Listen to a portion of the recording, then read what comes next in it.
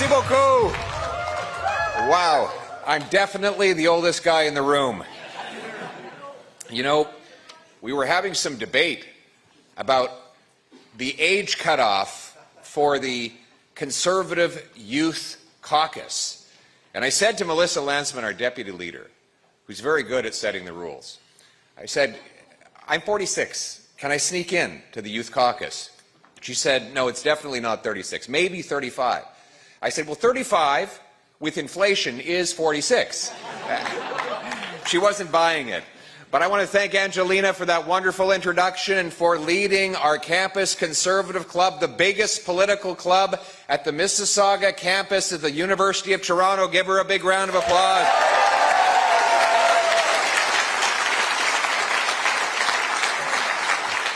Angelina, like all our young Conservatives, are fighting for homes, jobs, and hope, and they refuse to sacrifice their future to the Liberal government.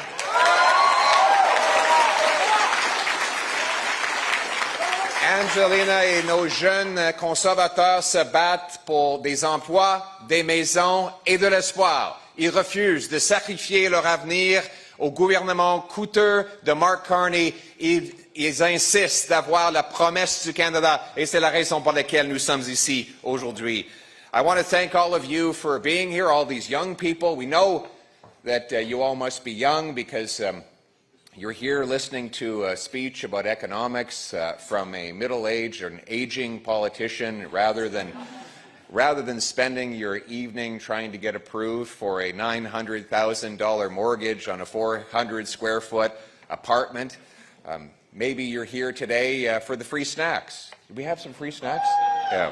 I don't blame you. I mean, we're in a time when a good meal is considered to be a juice box and a granola bar after Liberals doubled the cost of food and doubled the, in fact, what they did is they doubled the debt that you're going to have to inherit as the youth.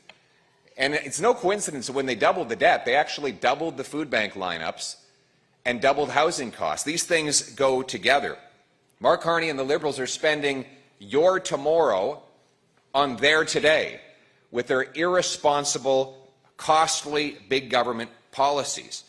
You know, Liberals tell us all that we shouldn't be talking about these substantive issues like debt and costs and inflation and jobs. They say that young people are only interested in vibes, like the vibe you get when you see that your rent is now $2,000 a month, or when you get to the checkout and you realize you have to put an item back on the shelf because your bank account has run empty before you finished making your purchase. Those are the types of vibes that we've gotten used to after 10 years of costly Liberal government. But Mark Carney promised there would be different vibes, that he was going to be a tight-fisted banker, and that he promised that he was going to move with unimaginable speed to do all of the opposite things that he talked about and that his party did for the prior 10 years. So now that it's been 7 months, it's a good time to review the promises that he's made and which have been kept. He promised we'd have the fastest growing economy in the G7. He delivered the fastest shrinking economy in the G7. He promised to double home building. His housing agency says home building is going to drop by 13%. He promised that he would be judged by the prices at the grocery store. He delivered. More expensive food. In fact, food prices are rising twice as fast as the Bank of Canada's target. And we just learned that 7% more people will be lined up at food banks this year than last year. This is after Liberals already doubled their lineups at those food banks. He promised he would negotiate a win with President Trump and get a deal by July 21st. Still no win, still no deal, still no elbows, still no jobs, my friends. He promised that he would change everything. In fact, everything is getting worse. You know, they tell us, though, they're just about to do all of these great things. That's the just about party, right? They remind me of the student you all know who is just about to stop procrastinating on that essay. Next week, he's going to stop procrastinating on that essay. Or it reminds me of when We used to go to the student pub at the University of Calgary, and there was that sign on the wall that said, "Free beer tomorrow." So you showed up tomorrow, and it still said, "Free beer tomorrow." But tomorrow never came, and beer prices would just keep going up and up and up. It reminds me of the lady who got married for her 4th time. And as she was leaving the wedding hall and driving with her new husband to the hotel, she said, "I'm feeling a little bit nervous." He said, "Why?" She said, "This is my first time being with a man." And he said, "Well, how is that possible? You've been married 3 times already." And she said, "Well, each of my prior husbands had a condition. My first husband had a heart condition. And so when we got back to the hotel room, he got so excited that sadly he died of a heart attack. My second husband had an eye condition. And so he didn't see a tree as he was driving back to the hotel, and he hit it and didn't survive the crash." And the man said, "What about your third husband? What was his condition?" She said, "Well, he was a liberal." And so every night he would just sit at the end of the bed and promise how good it would one day be.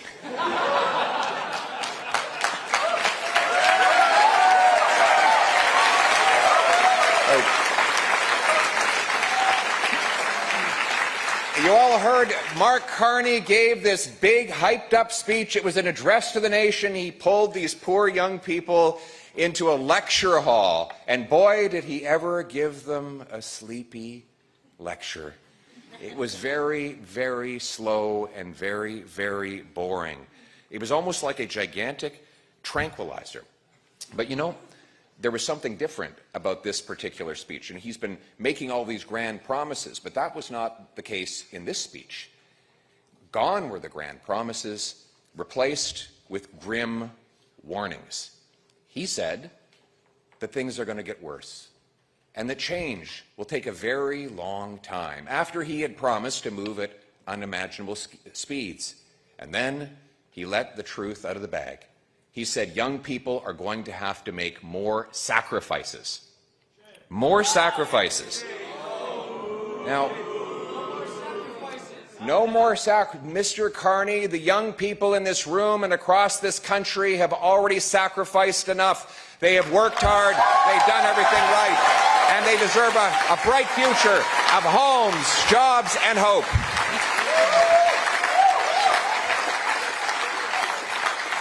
Think of what you've already sacrificed for this costly Liberal government. You've sacrificed home ownership after they doubled the cost of buying a home. You've sacrificed your nutrition and health after Liberal food inflation drove up the costs at the grocery store. You sacrificed your paycheck at the altar of high Liberal income taxes.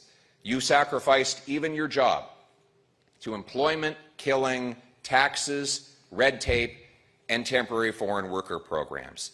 In fact, this generation, and I mean this literally, this generation has sacrificed more than any, this young generation, I mean, has sacrificed more than any generation since the Second World War.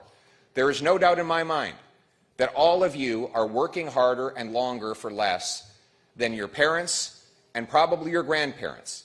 And it hasn't been since the heroes that won us our freedom in the 40s that we have seen a generation work so hard and so long for so little. And all because of Liberal policies that have deprived you of the basics that you should have been able to take for granted here in Canada. Let's start with jobs.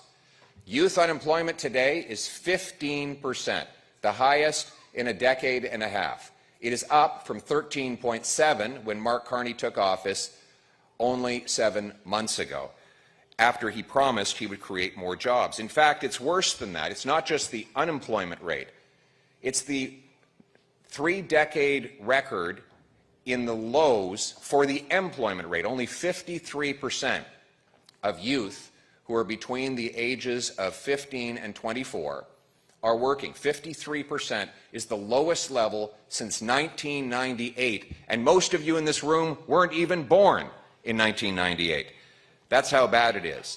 And many of you are asking, as you drive around town, dropping off your resumes, you ask, what did I do wrong? Why can't I find a place to work? Hundreds and hundreds of resumes, no phone calls returned.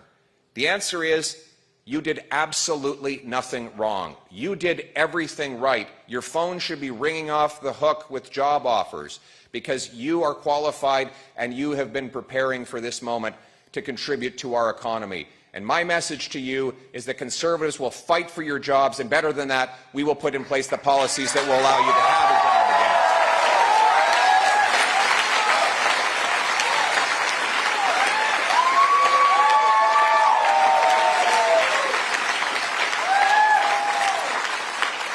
And I want to invite up on the stage an incredible young man, Liam. Liam, get up here and tell us about the state of jobs in this country. Where's Liam? There's Liam. Come on up here, Liam. Give Liam a round of applause.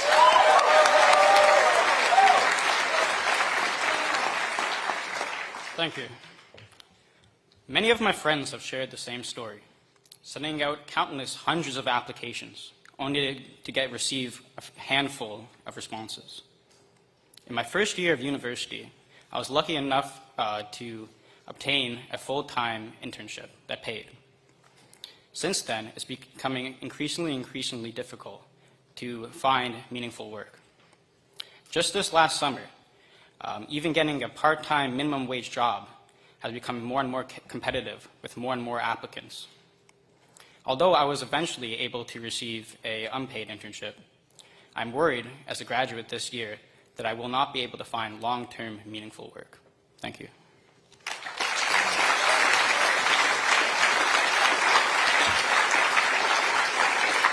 Tragically, a story that's all too common, but Liam, we're here with a message of hope. We are not going to let the Liberals sacrifice your future. You will have a great job, and you will bring home great pay and have a beautiful future. Thank you very much, Liam.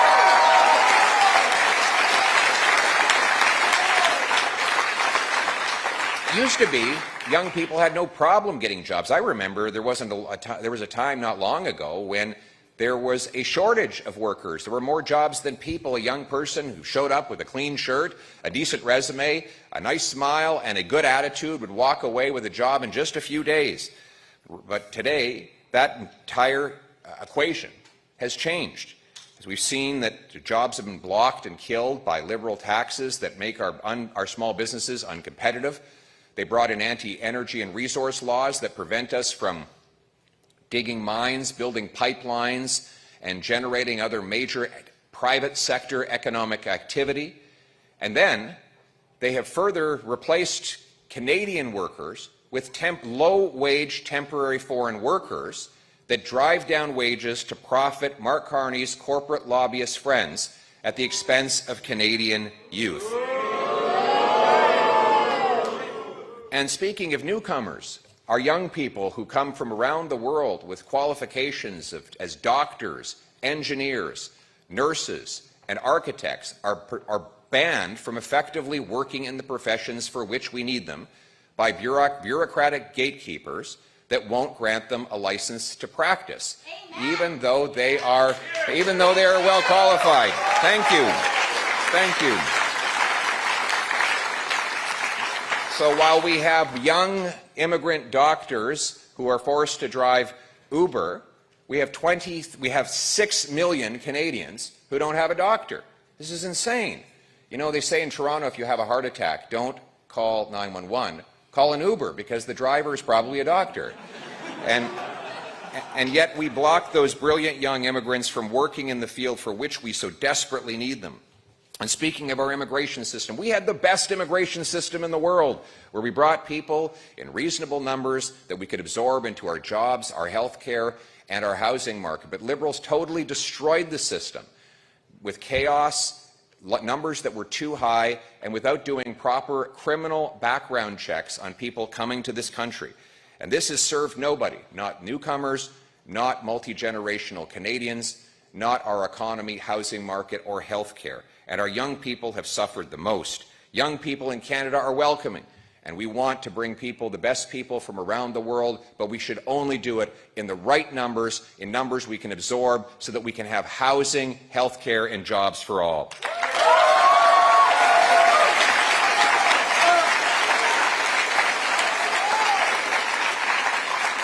And speaking of housing, you are the first generation in Canadian history that cannot afford a home. It used to be taken for granted that if you got a good job right out of school, you paid off your student debts quickly, you could buy a house and start a family in your 20s. It was normal for 26 and 27-year-old couples to own a house with a yard and space in a safe neighborhood. That is what we took for granted in this country. But over the last decade, Liberals have literally doubled the cost of housing, with regulatory red tape that blocks home builders from building, high taxes that make up more than a third of the cost of a new home, and by delaying building permits, so it now takes 7 years to get a subdivision approved. Now, obviously, that hurts everyone, but the young people are harmed the most. And look at the state of our housing market after 10 years of Liberal promises. Today, we have rent exploding.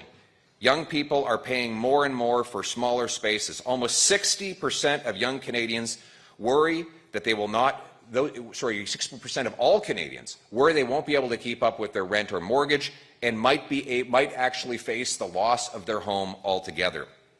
A majority of Canadians, 55%, say that they are giving up on home ownership. In fact, a recent poll by Abacus Data found that a majority of Canadians have now accepted that they will live in a smaller house, further away from their jobs, and in a lower quality. My friends, maybe this is what Mark Carney was trying to do with his hypnotic speech. He was trying to lull you into accepting a worse quality of life. And this is what worries me the most about Liberals. It's not just that they've allowed crime and chaos and joblessness to rage out of control. It's not that they have broken our immigration system. They've done all those things. My worry is that they are going to try and get Canadians to accept this permanent reduction in our quality of life, so that their electoral strategy to win re-election is not one of hope, but one of deliberate hopelessness, to tell you that better is not possible after they ran an entire campaign promising that better was possible. My friends, my message to you here today is that you don't have to accept a reduction in your quality of life or in the expectations of your future. You deserve better than this, and we will deliver better than this.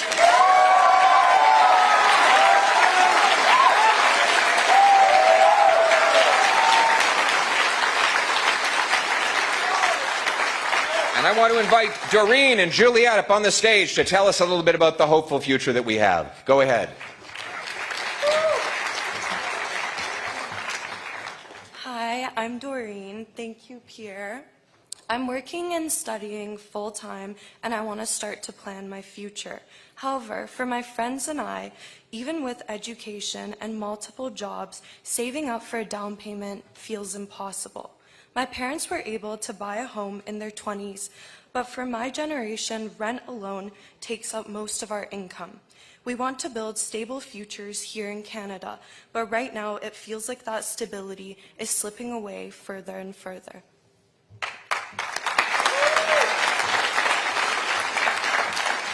And I have to say, I'm part of the group that's worried. I don't see how I can plan to have my career and life here. It's just becoming a much more distant dream for me. I'm studying pre-med health sciences, and I want to become a Canadian doctor because I care about people and I want to serve my community. But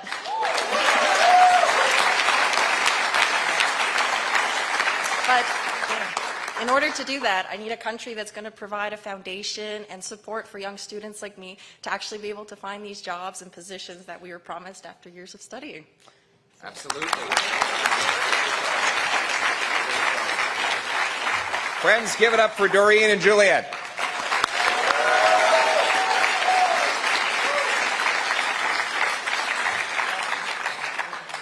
know when Mark Carney comes before our youth and says that people like Doreen and Juliette should sacrifice more, I wonder what it is that they haven't already sacrificed. They sacrificed the chance to have a job and a home, to start a family. They've sacrificed their time and their energy to work extra hours. And again, they're told that this is not enough, that the government wants another pound of salt. The government wants to take even more and add new burdens. And I think of the country that I was promised as a young person, where if you worked hard, you got a great life. You could afford a home, and you could live in a nice neighborhood. And I think of people like Adam, who is struggling every day and every way. Adam, why don't you come up on the stage? Where's Adam? Adam's hiding over here. Come on, let's give Adam a round of applause.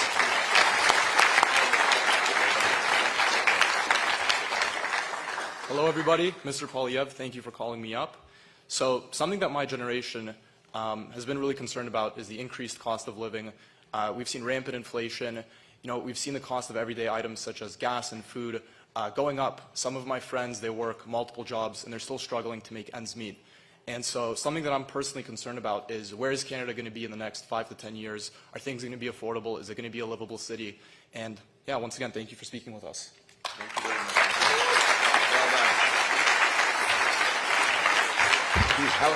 How tall this guy is. What is he? What are you, 6'4"? I look up to that guy. Yeah, what a great guy. You stand tall for all our young people, and you will have a bright future, my friend.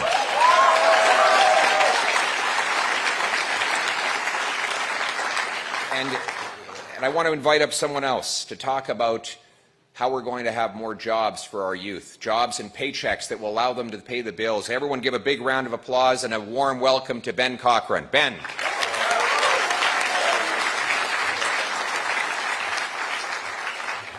Hi, I'm Ben. Thank you, Pierre, for having me up. Many young Canadians are finding it hard to get jobs that match the skills they've gained at university. And despite working hard to build their work experience, many of my friends often find themselves in short-term roles or underemployed. University used to be the ticket to success, but the jobs just aren't out there anymore. We're hoping Pierre can help us get them back. Thank you very much, Ben. Merci beaucoup, Ben. Ben, mon message pour vous et à tous les jeunes Québécois et les jeunes Canadiens à travers le Canada. J'ai un message pour vous. Vous n'avez pas besoin de vivre comme ça. Vous n'avez pas besoin d'accepter ce standard que les libéraux ont imposé.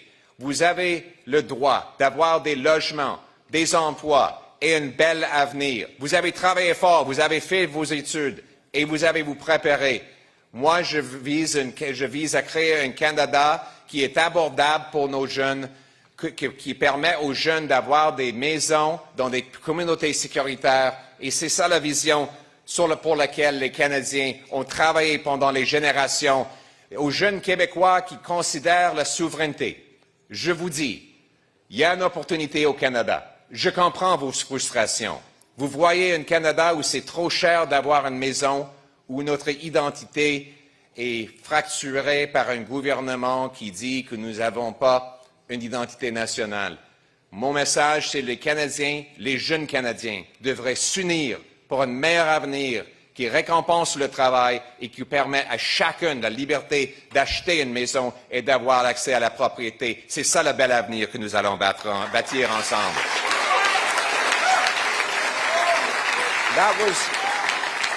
That was the promise of Canada. The promise of Canada was it's better than the American dream. We've all heard of the American dream, but that's something you wake up from. A promise is something that is kept. It's like a deal. You do this, you get that. And that's what brought so many waves of immigrants from around the world. It's what allowed so many generations of Canadians to start at the bottom and climb to the top. And the promise was this. You work hard, you get an affordable house. You get meat and potatoes on the dinner table every single night. When your head hits the pillow, you know that you're going to be safe as you sleep and that your car will still be in the driveway when you wake up in the morning.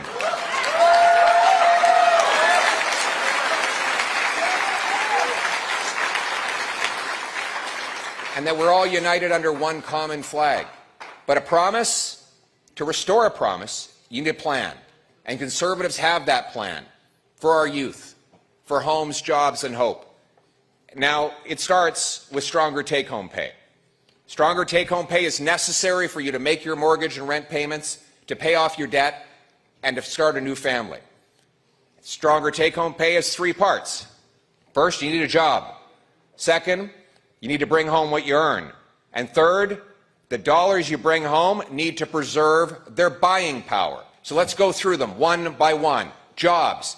We as Conservatives are going to unleash the free enterprise system to generate the high-paying jobs and opportunity that will not only put food on your table, but will allow you to produce the goods and services that our economy needs.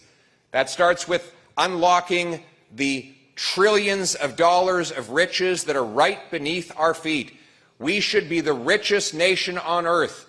We have the third biggest supply of oil. We're the fifth biggest in natural gas.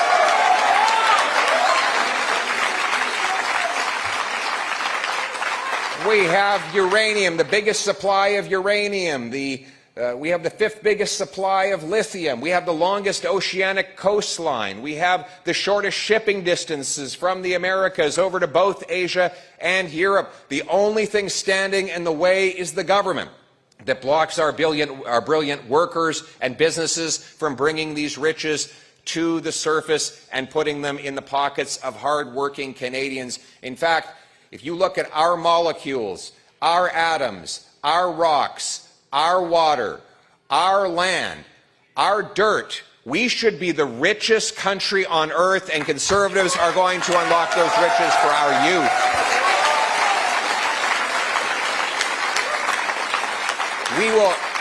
We will rapidly repeal liberal anti-development laws. C-69, gone.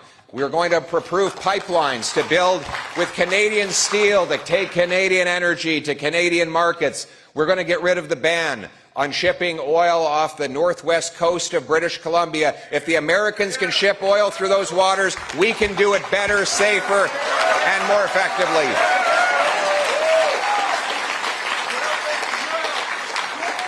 We will get rid of the industrial carbon tax so that we can produce our steel, aluminum,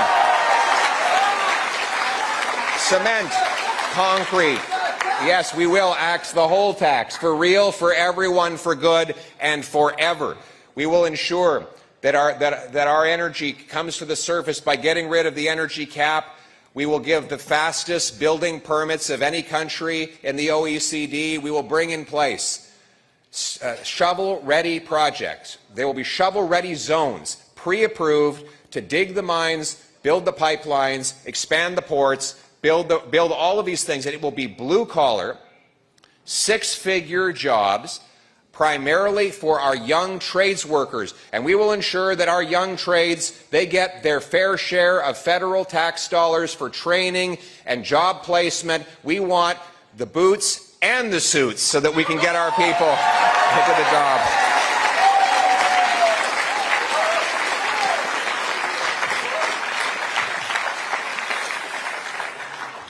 And we're going to make sure that Canadian jobs go to Canadian workers. Right now, Canadian jobs go to Canadian workers. Multinational corporations want to drive down wages and drive our kids out of jobs by exploiting low-wage temporary foreign workers from poor countries. Now, Mark Carney was asked about my idea to solve this problem. And he said, well, he's talked to a lot of corporate lobbyists, and they've confirmed that they need to bring in low-wage workers from abroad, even while we have more unemployed youth than at any time in a decade and a half. Carney's corporate cronies say they need to bring the jobs to low-wage temporary foreign workers. Now, let's be clear. These temporary foreign workers, they're good people. They're decent. They just want the best for themselves. But we cannot bring in people from abroad to fill jobs that we do not have ourselves. Our young people need those jobs. We will get rid of the temporary foreign worker program, and we will ensure that it is Canadians first for Canadian jobs.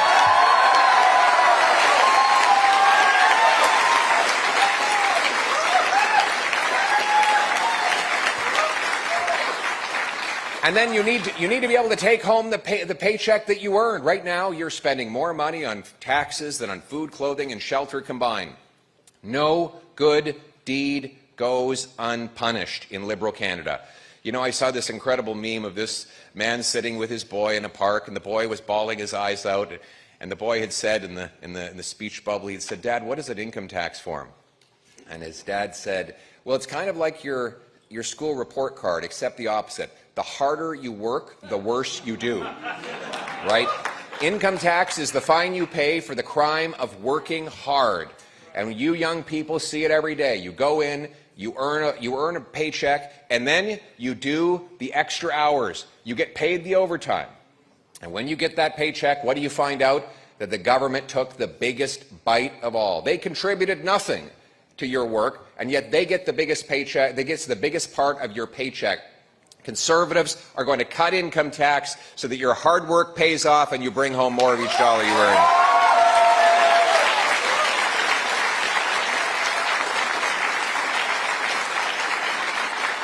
In fact, we will cut taxes on work, investment, home building, and energy to unlock more production and paychecks here in Canada and to strengthen our economy against any threats from abroad.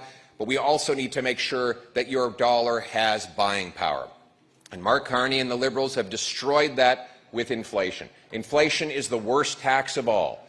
It is an immoral tax because it takes from the poorest people, especially young people. Why are young people the hardest hit by inflation? Because you've not had the time to build up inflation-proof assets that protect you against the attack on your buying power. You live off cash. The money that comes from your paycheck is the money that you use to buy things. And when every year that money buys you less, you're getting poorer despite working harder. Why does inflation happen? Too much money chasing too few goods. It's very simple.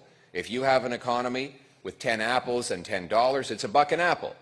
If you double the number of dollars to 20 and you still only have 10 apples, you're not twice as rich. It's just that each apple costs twice as much. Liberals have grown our money supply from $1.8 trillion to $2.5 trillion in the last 5 years. That's a 40% increase in the money supply, during which time the real economy has only grown by 4 or 5%. In other words, they're growing the money 10 times faster than they grow the stuff that money buys. Great news for Brookfield, by the way. No, I'm telling you, their CEO actually says, it's on tape, the CEO of Brookfield, Mark Carney's company, which he continues to have tax-protected interests, actually said Brookfield profits off high inflation because they can raise the rent on all their tenants. So Mark Carney and the privileged Liberal elite get rich off the same inflation that makes you poor. That is an ultimate conflict of interest that means that he is better off when Canadian youth are worse off. It is disgusting, actually. It is disgusting, but the good news is Conservatives are not only fighting to put an end to his profiteering, we are going to cap government spending and cut government waste, cutting bureaucracy, consultants, foreign aid, handouts to phony refugees, corporate welfare, so that we can bring down deficits, stop printing money, and bring back the purchasing power of the dollar.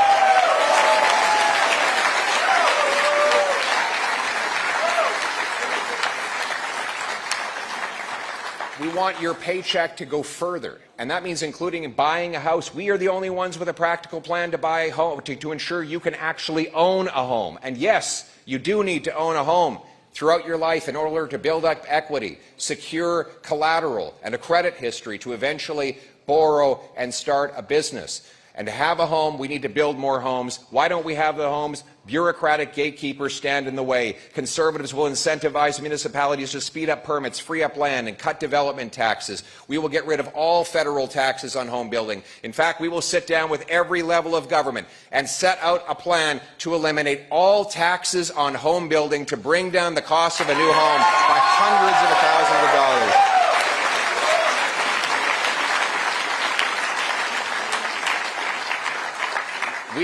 We will eliminate the capital gains tax on anyone who reinvests in Canada and hires our youth.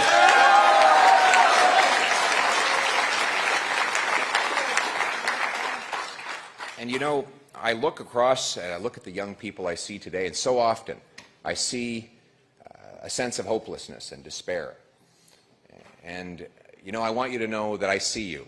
Conservatives see you. We see the sadness in your voice, the hopelessness on your face, those big, dark bags under your eyes as you've gone out to deliver one more Uber Eats delivery so that you can pay your rent. We as Conservatives know what you're going through, and we know that you've done everything right. We know that many of you have fallen into a life of addiction, because of that hopelessness. Fentanyl has taken 50,000 lives, most of them young people. And our government gives out more and more drugs and goes softer and softer on the killers who hand out those drugs. We are going to protect our youth from drugs. To the mothers of Canada, know this: we will protect your kids from drugs. We will fight for your kids' future.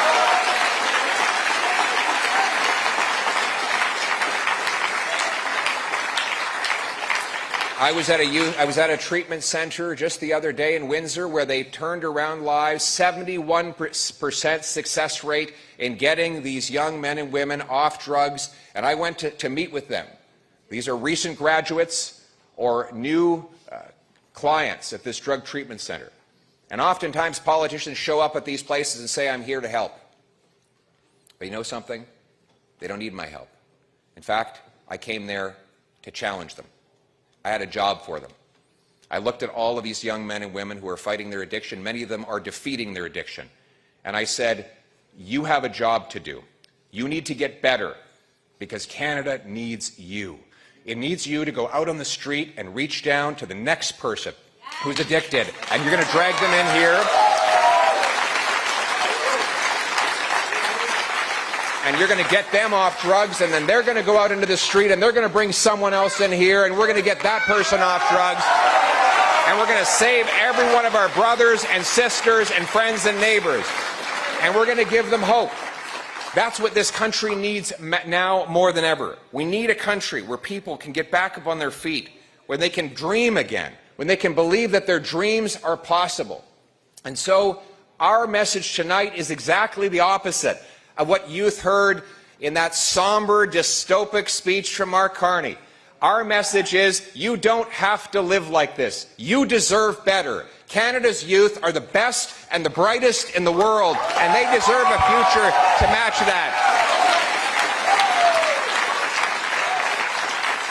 We will build a country that once again rewards work, celebrates ambition, empowers our young people to take back control of their lives. We will ensure that young people can again own homes in their 20s, launch businesses, start families, be authors of their own stories. In other words, take back control of their lives. Powerful paychecks and stronger dollars are not just about mathematics and economics.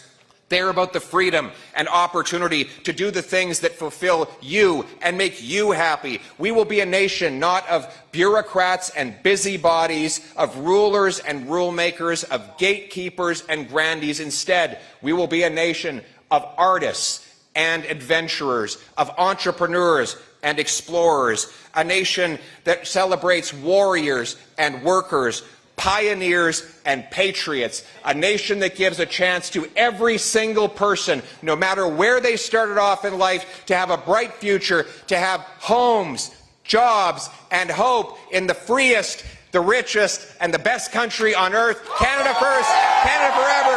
God bless our youth. Thank you.